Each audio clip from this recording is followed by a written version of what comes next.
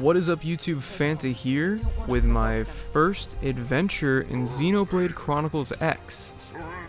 Now, as you can see right here, I'm facing my first alien encounter. Well, not first alien encounter, but like first humanoid alien encounter. And I tried to be peaceful with him, but that didn't work out too well. So you're gonna see here in a second, I'm standing down, I'm trying to be friends with these guys. I don't want to start any trouble that I don't have to, because I just started the game, you know? I mean, I'm like 4 hours in at this point. I have just been doing training stuff, I've been learning the controls, which I'm still terrible at, which you'll see in a second, and you'll see in over the course of the next 10 minutes. I've never played a Xenoblade Chronicles game before, so this is really all new to me. And he says all Earth aliens must die. So of course we had to stand our ground and pull out our weapons and ultimately kill them in the end. I'm going to go ahead and just quiet down a little bit, just to let you guys watch the combat system here, so you guys kind of get a taste of what the game is like.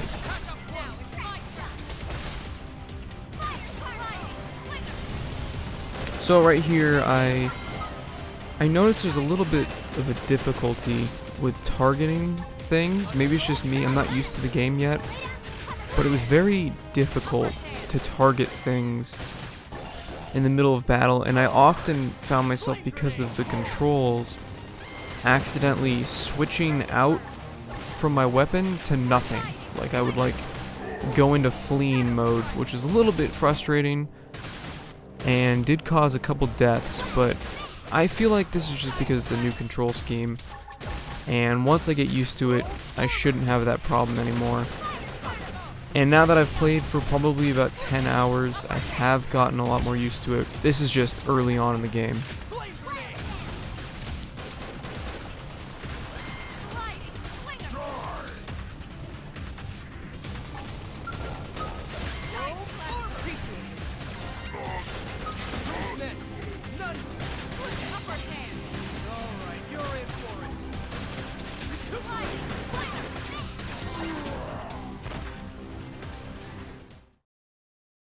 So I continued on my warpath, defeating everyone in my sight, and I really had confidence in myself after I defeated those two first aliens that we had encountered, because I expected them to be a lot more difficult than they had actually been, especially because in the beginning areas there's a lot of monsters that you think you'd be able to beat, but they just completely trounce you. And another thing I want to mention about this game that's really cool is that the AI companions you have will actually help you and point out things that you screwed up on. Like right here, this guy's working on a war machine, and his back is completely turned to us, he doesn't know we're coming up, and I start shooting at him, and my teammate tells me, hey, when they're not looking at you, use the melee attacks, and it does a lot more damage. It can also topple them, and toppling's a huge thing in this game. That is how you win most of your battles, especially against people or enemies that are much higher levels than you. Toppling is done by a skill or hitting someone at a certain time. Like right here, he's toppled. He was toppled at 1 second, and she activated an ability that also gave her crits. And these crits are really helpful. You need to utilize these crits, otherwise you're just going to get destroyed in battle. And back to toppling, you really want to rank up their special attacks that do topple as well as your own, because when they're toppled you go up for the melee attacks and you do a ton of damage. That is where you can take down something that normally would just absolutely destroy you. Here's just a little bit of the menus right there. I just picked up a new pair of pants, and I just really wanted to show you guys what the item menu looked like. And the pants looked really cool, but I couldn't use them yet. They were 2 levels ahead of me.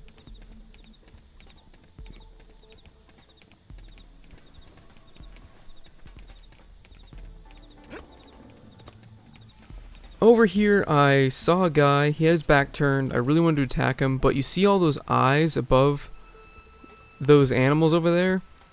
I thought maybe I could take one of those groups of animals, but not both. And those eyes mean they can detect you if you get close to them.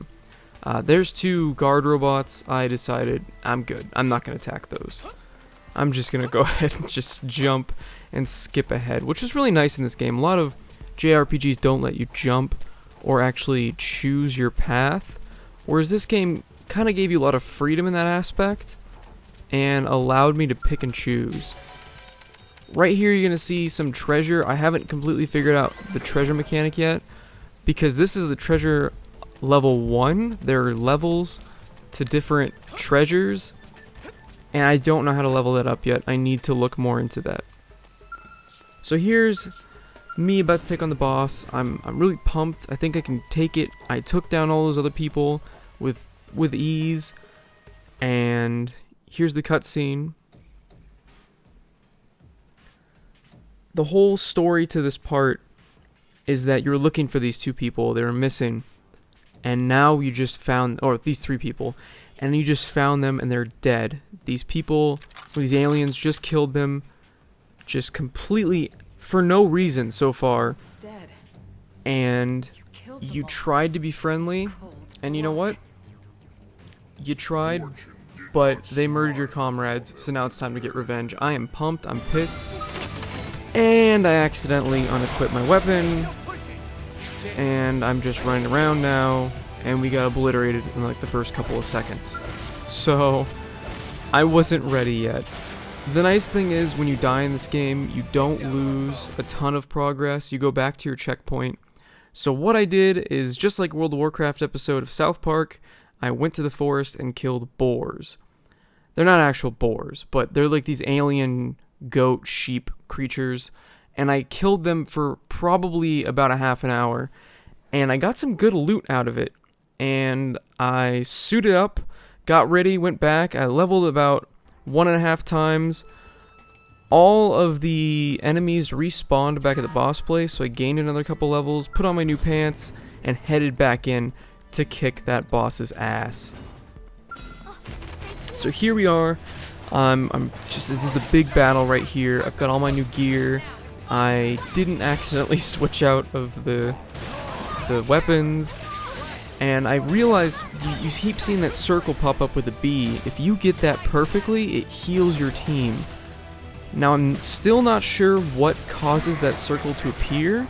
I'm still learning the game, guys. I know it's sad, but I haven't played a JRPG in a long time. But I'm having a ton of fun with this game, and it was so satisfying killing this boss, especially because you have motivation because he killed your comrades, and he beat me earlier, horribly. So I finally got revenge on him. I was really happy. I went for him first. I know usually you go for the ads instead of the boss right away, but you know, I was just pissed. I wanted him dead. And I mean, look at my team now. You can see their health on the left side. I'm almost full health, and so is everybody else. So I'm really getting this game down. Well, I didn't get it perfect that time, but I got it good. But we just completely annihilated them. So satisfying. What I didn't understand is you don't carry them back, but I guess it'd be kind of annoying to have to carry them all the way back to your base as a mission. But I don't know. Anyway, so I hope you guys enjoyed the adventure. Any thoughts or comments down below if you're excited for the game, or if you have any ideas for the series, let me know.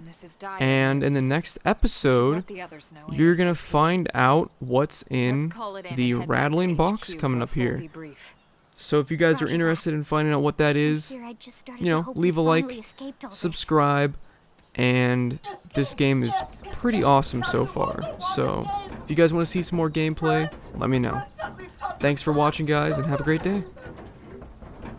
More Xenos? What should we do?